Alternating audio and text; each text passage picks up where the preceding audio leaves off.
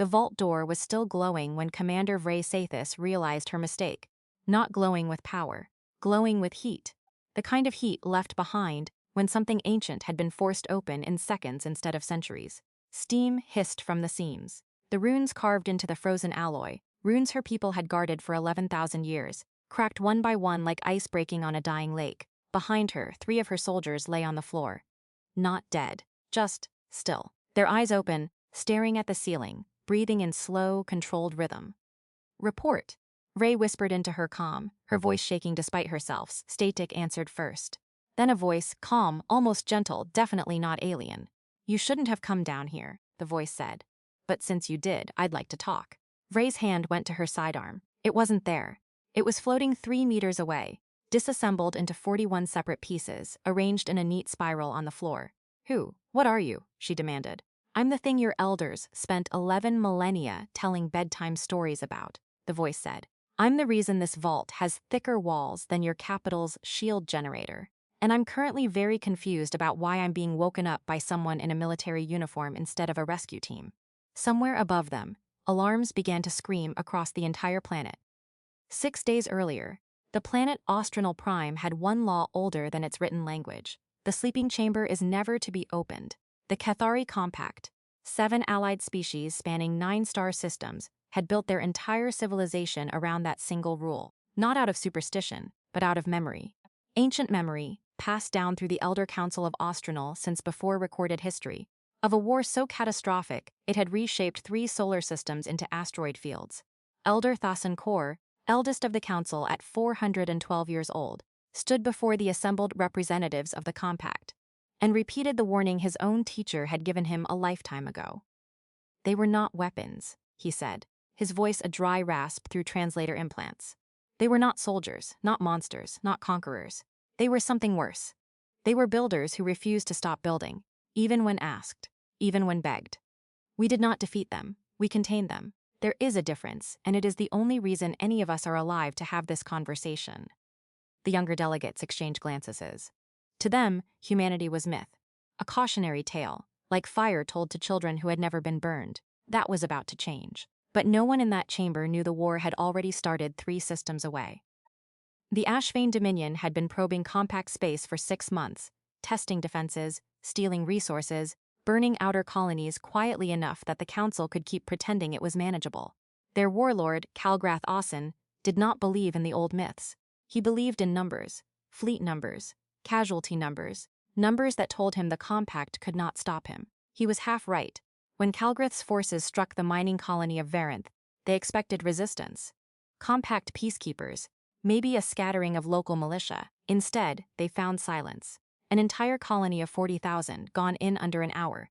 Not killed, not captured, simply removed, their homes left standing empty like a held breath. "Survivors?" Calgrath demanded of his intelligence officer. "None found, warlord." "But," the officer hesitated. "We're picking up a transmission. It's not in any cataloged language." Calgrath frowned. "Translate it." The voice that filled the bridge was almost bored. "You're standing on a grave. I'd move if I were you." Everything changed in the next 4 minutes. The compact's automated defense grid, dormant for over a decade, came online across the entire sector simultaneously. Not compact ships. Not compact weapons. Something older, something the historical records had listed only as legacy infrastructure. Decommissioned. Calgrath lost 11 ships before he understood he was fighting, something that had never actually been decommissioned at all. Word reached the Elder Council within hours, and Thasan Kor felt something he hadn't felt in 400 years. Genuine fear. "It's them," he said. "It has to be them. No one else has legacy access codes to that grid." Counselor Vess Amri, younger and considerably more skeptical, folded her arms. "The humans have been contained for 11,000 years, Elder. Contained things do not simply wake up and start defending mining colonies out of kindness." That was the Council's first terrible mistake. Assuming humanity needed a reason, they sent Commander Vray Sathis to investigate the sleeping chamber beneath Ostrenal Prime. Not to open it, only to check the seals, confirm containment was intact. The seals were intact. Vray checked them herself. The problem was what lay beyond the seals had never actually been asleep. "You want to know the funny part?" the voice said, as Vray stood frozen in the vault, her disassembled weapon still floating nearby. "Your ancestors didn't imprison us. They asked us to leave, and we agreed, on the condition that we'd wake up if anyone in compact space needed real help. Varanth needed help. So here we are. That's not what the histories say, Ray managed. Histories get rewritten by whoever survives to write them, the voice replied. Not unkind, just factual. I'm Dr. Naomi Farrow. I run this facility. Well, ran it. Before you people decided containment sounded scarier than research outpost, we agreed to power down. Panels along the vault walls flickered to life, and Ray finally understood the scale of her mistake. This wasn't a prison. It was a city, buried under Ostrenal Prime for 11,000 years, and every light in it was turning on at once. The truth had just changed everything the compact thought it knew. Elder Thassan arrived in person 6 hours later, against every protocol his own council had written. He found Naomi Farrow standing in the vault's central chamber, flanked by 2 others, a tall man with gray-streaked hair, who introduced himself simply as Colonel Reyes, and a young woman barely out of her 20s who said nothing at all, just watched everything with sharp, evaluating eyes. You were supposed to remain dormant, Thassan said. That was the agreement. The agreement, Naomi said evenly, was that we'd wake up if your people were in genuine danger. 40,000 civilians erased off a colony world qualifies. I don't remember a clause that said we had to wait for an engraved invitation. The council had made a terrible mistake, and it wasn't waking humanity up. It was assuming they'd stay asleep forever. Rise stepped forward. Elder, respectfully, we were not here to relitigate ancient history. There's a Dominion warlord currently regrouping his fleet 40 light-years from here, and he's going to try again. We can help. Or we can go back to sleep and let your compact handle it alone. The way you've clearly been handling the Varanthi situation for the last 6 months. The silence that followed was heavier than any weapon in the room. Thassan had spent 4 centuries believing humanity was a wound the galaxy had bandaged shut. Standing here now, watching 3 humans who had woken from an 11,000-year sleep, and immediately, without hesitation, chosen to defend strangers. He wasn't sure the wound had ever been humanity at all. Maybe it had always been the fear. But that wasn't even the biggest surprise waiting for the council that day. Kalgrath Ossen returned 8 days later, with double his original fleet, certain that whatever had ambushed him at Varanth was a fluke, a trick of old automated defenses, and nothing more. He was wrong in a way that would be studied by military academies for the next century. Human ships, sleek, strange, unmistakably alien to Dominion sensors, didn't overwhelm his fleet with numbers.